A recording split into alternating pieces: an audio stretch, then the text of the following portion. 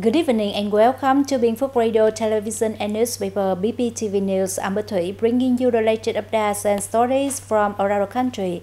Stay with us for all details. Party General Secretary attends concert celebrating 70 years of Vietnam-Indonesia diplomatic relation. 16th meeting of State Steering Committee on National Transport Project. Postal Service expand public utility service to remote areas. Now, let's take a look at local news. Chairwoman of the Provincial People's Committee Trần Tuệ Hiền, along with leaders of relevant departments and agencies, attended the 16th meeting of State Steering Committee on key national transport projects. The meeting was chaired by Prime Minister Phạm Minh Chính. Currently, 28 expressway projects or project components under construction nationwide, with a total length of approximately 1,188 kilometers. These projects are expected to be completed by 2025, contributing to the national goal of reaching 3,000 kilometers of expressways. Among them, 16 projects spanning 786 kilometers are progressing on schedule for completion in 2025, while 12 projects covering 402 kilometers are facing challenges relating to land clearance and construction material supply. Additionally, several other projects are in the process of developing and approving pre-feasibility study reports.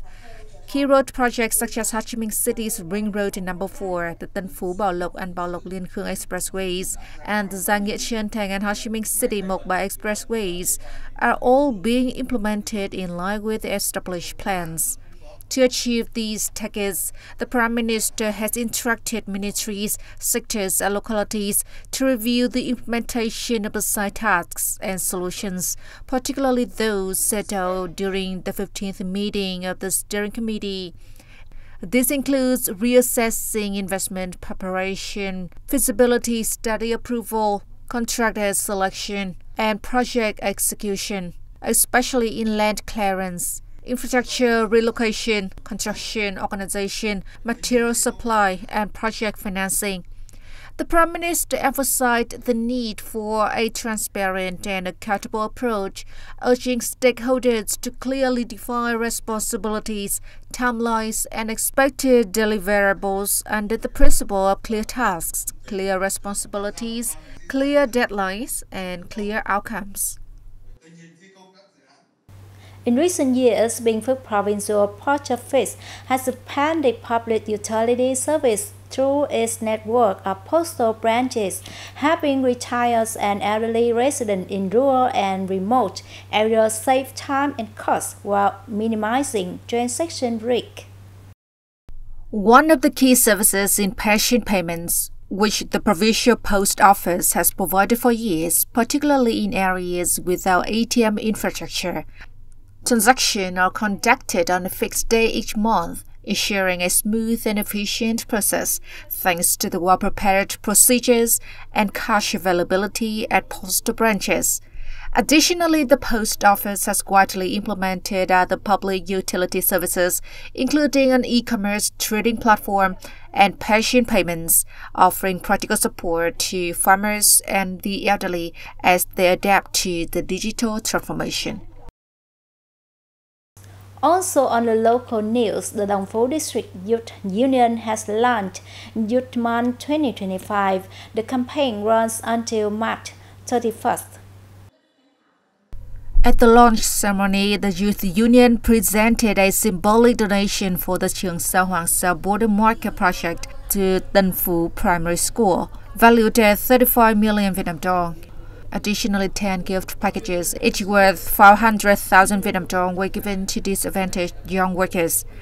This year's Youth Month in Dong Phu focuses on promoting awareness of the history and traditions of the Youth Union, celebrating party congresses at all levels, and spreading key party, youth union, and youth movement resolutions.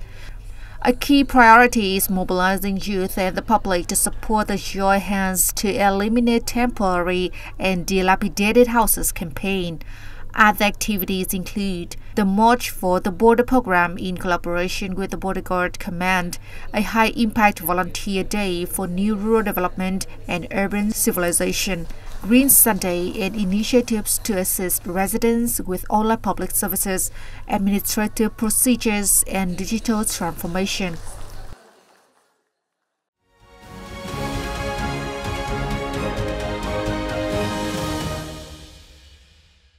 Our bulletin continues with activities of Party's General Secretary To Lam and his spouse Ngo Phương Ly, who attended a concert celebrating the 70th anniversary of the diplomatic relation between Vietnam and Indonesia on the evening of March the 9th at Cibuta Theatre in Jakarta as part of his state visit to Indonesia. The event also saw the presence of Speaker of the House of Regional Representative of Indonesia, Sultan Padja Nazamuddin, and his spouse, Rose Rodi.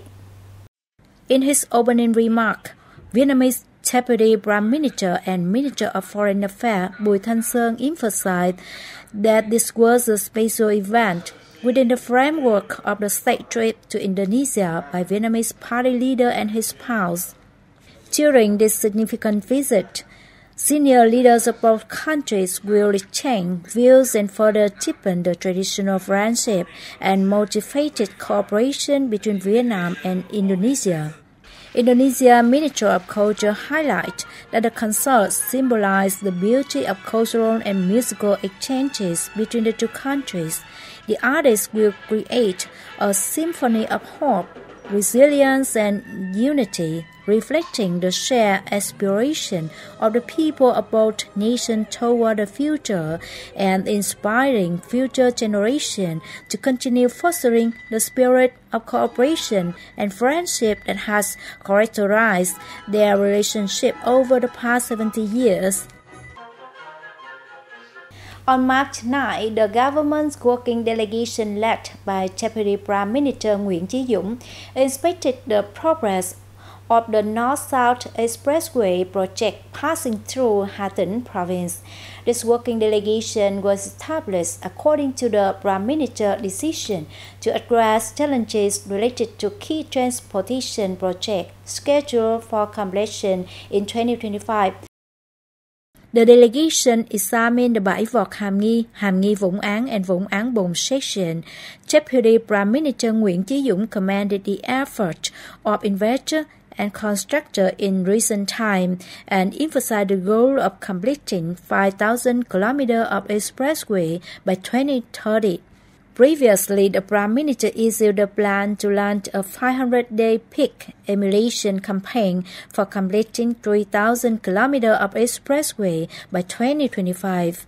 Reporting to the working delegation, investor and contractor have been committed to completing the three-component project Bãi Vọt Hàm Nghi Vũng Áng and Vũng Áng Bùng before April 30, 2025. The remaining two projects, Bùng Vạn Ninh and Vạn Ninh Cam Lộ, are expected to be complete before June 30, 2025, as directed by Prime Minister. The Ministry of Industry and Trade has approved the inclusion of 1/4 through solar power project, which were previously inspected into the implementation scheme of the National Power Development Plan 8. Notably, Ninh Thuận Province hosts several significant projects, including the Trung Nam Solar Power Plant, CMX Renewable Vietnam Solar Power Plant, BIM2 Solar Power Plant, and the Solar Power Plant in Phước Minh Khamin, Thuận Nam District. Additionally, the EASUP 1, 2, 3, 4, and 5 solar power plants in Đắk Lắk have combined capacity of 600 MW.